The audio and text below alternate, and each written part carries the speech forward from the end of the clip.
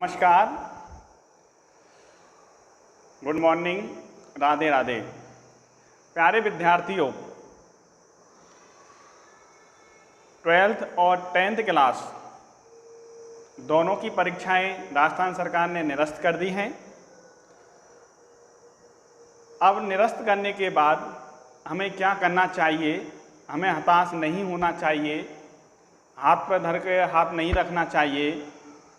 हमें अपनी पढ़ाई निरंतर रूप से करनी चाहिए और 12th के बाद हमें क्या करना चाहिए उसके बारे में मैं आपको थोड़ी सी जानकारी देता हूं और उसको आप समझिए। 12th क्लास के बाद आपको सबसे पहले अच्छा मौका है प्री BSTC का।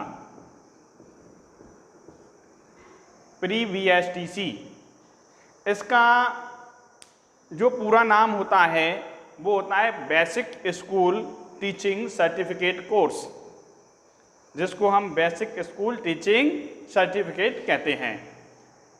पूरा नाम क्या हुआ? Basic school teaching certificate. इस BSTC का नाम होता है। इसमें ऑब्जेक्टिव प्रश्न होते हैं, वस्तुनिष्ठ। इसमें प्रश्न कैसे होंगे? वस्तुनिष्ठ, ऑब्जेक्टिव, छोटे छोटे, एवशेद जिसको आप बोलते हो। तो हमें गहनता से पढ़ने की आवश्यकता होगी, जब भी हम इनका उत्तर दे पाएंगे। अब देखिए, ऑब्जेक्टिव प्रश्न होते हैं और ये कुल प्रश्न कितने होते हैं? 200। कुल प्रश्नों की संख्या कितनी होती है? 200, 200 प्रश्न। और इन 200 प्रश्नों का जो मार्क होता है, अंक होते हैं, वो प्रत्येक प्रश्न 3 अंक का होता है। कितने अंक का होता है? 3 अंक का होता है। और ये परीक्षा 3 घंटे में करनी होती है। तो 200 प्रश्न और प्रत्येक प्रश्न कितने का? 3 अंक का। तो कुल कितने का हो गया? 600 अंक का, 600 मार्क्स का। ठीक है। अब देखो, ये हमारी प्रक्रिया हुई।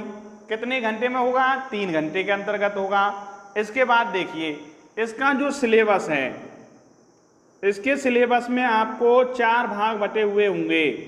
4 पार्टों में ये बटा हुआ होता है। कितने पार्टों में विद्यार्थियों? 4 पार्टों में।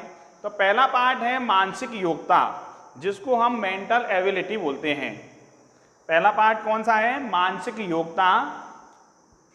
मानसिक योग्यता, जिसको मेंटल एबिलिटी बोला जाता है। दूसरा है हमारे राजस्थान की जीके, राजस्थान की सामान्य जानकारी। राजस्थान की सामान्य जानकारी, जिसमें आपको जीके आएगी। और विशेषकर इसमें क्या करना है हमें? 12th की भूगोल की बुक, राजनीति पॉलिटिकल वाली बुक, ये हमें विशेष अध्ययन करना है। इसमें भी आपको ज्योग्राफी और पॉलिटिकल में राजस्थान की जो विशेष जानकारी है उसको विशेष देखना है।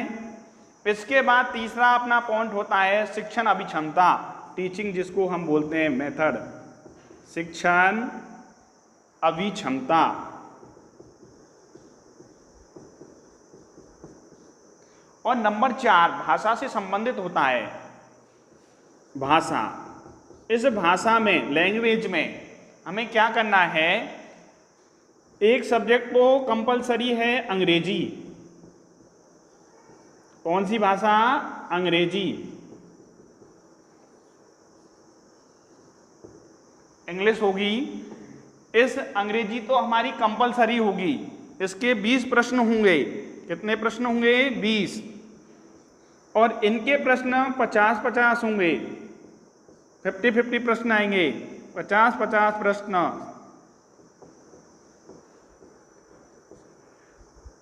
इसके अलावा दूसरी लैंग्वेज है इसके अंतर्गत संस्कृत।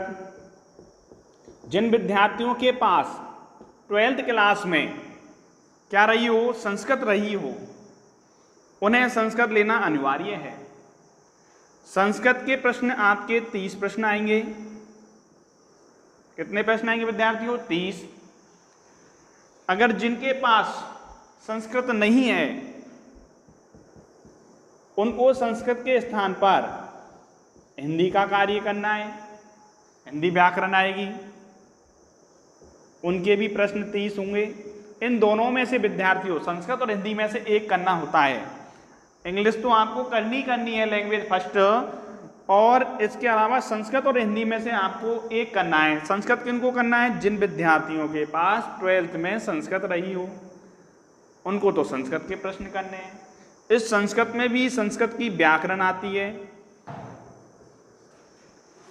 इसी प्रकार हिंदी में भी हिंदी की व्याकरण आती है।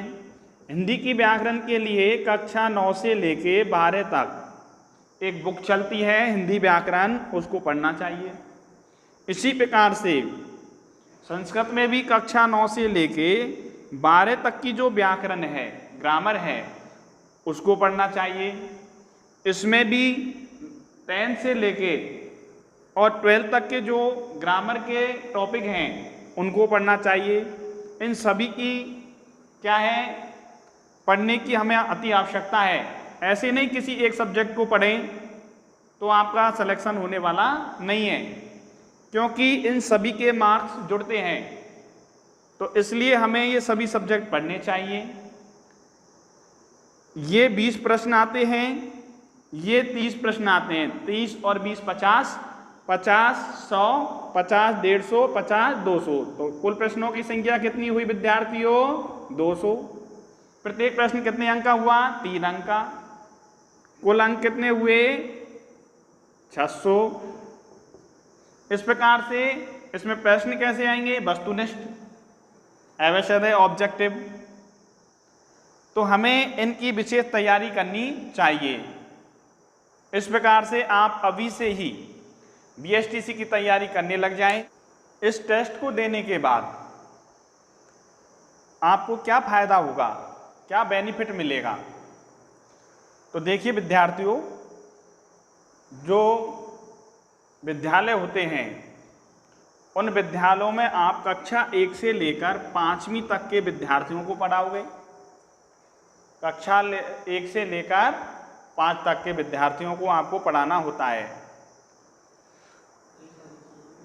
इस टेस्ट को देने के बाद आपको ये 2 वर्ष की ट्रेनिंग करनी होती है। कितने वर्ष की विद्यार्थियों? 2 वर्ष की ट्रेनिंग करनी होती है। 2 वर्ष के बाद आपको इसका प्रमाण पत्र मिलता है। उसके बाद आपको यहाँ रीट का एग्ज़ाम देना होता है। उसके बाद आपको नौकरी प्राप्त होती है। इसी प्रकार ये किनको अधिकतर फायदेमंद है? तो देखिए, जो बालिकाएं होती हैं, लड़कियां जो होती हैं, उनको तो ये अवश्य तौर पर करना चाहिए, क्योंकि उनको पास में ही नौकरी मिल जाती है, कोई प्रॉब्लम नहीं आती है। 12th के बाद 2 वर्ष का कोर्स करने के बाद तुरंत नौकरी के चांस रहते हैं। अगर कोई इसको नहीं करना चाहे तो फिर आपको इसके अलावा बीए बीएड या बीएससी बीएड का एग्ज़ाम देना होता है। उसका पैटर्न अलग है। बीएसटीसी के अलावा फिर दूसरा पैटर्न कौन सा होता है? बीए बीएड या बीएसटीसी बीएड, उसका भी टेस्ट होता है। उसके बारे में हम अगली वीडियो में आपको पूरी जानकारी देंगे।